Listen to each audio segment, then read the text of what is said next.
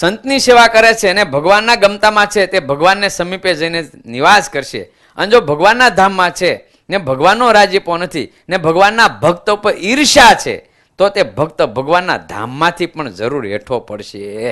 જેને ભગવાનના ભક્તનો મહિમા નથી, ભગવાનના ભક્તની સાથે વાલા ભક્તો બરોબરિયાપણું થાય એના જેવું કોઈ ભૂંડું નથી. એ મારા જેવો જ છે ને એમાં શું ફેર છે? હું શું મંદિર નથી જતો? હું શું ધર્માદન નથી આપતો? હું શું દંડવત નથી કરતો? હું શું સાધુ રસો નથી આપતો? એ જ મોટો ભગદડો થઈ ગયો છે. આમ જ્યારે થાય ત્યારે તમે પૈડા સમજજો.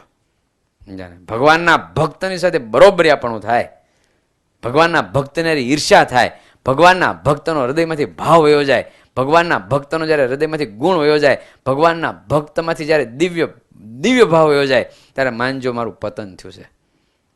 ભલે ત્યાગી હોય તો ભલે, ગ્રસ્ત હોય તો ભલે, અને ભગવાનનો પૂજારી હોય તો ભલે, ને ભગવાનનો દીકરો હોય તો ભલે, અને ભગવાનના મંદિરમાં રહેતો હોય તો ભલે. અહીં તો ભગવાન ઠેઠ ધામનું લખે, ધામમાં હોય તો પડે હેઠો, એમ કે જ્યાંથી પડવાની રીત જ નથી છે. યદગત્વા ન નિવૃત્તંતે તદ્ધામ પરમ મમ, જ્યાં ધામમાંથી પાછું આવવાનું જ નથી, ક્યારેય જે ધામમાંથી પડવાનું નથી એ ભગવાનનું ધામ છે.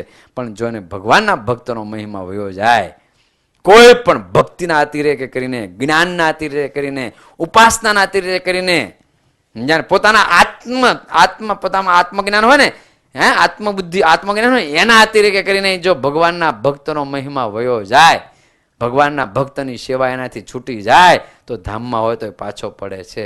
આમ મહારાજ અહીં કહે છે. બોલો કેટલું ખતરનાક છે ને, જો ન સમજાય તો કેટલું ખતરનાક કામ છે. બોલો જાને ભગવાનના ધામમાં પહોંચી ગયો તો પાછો પડે.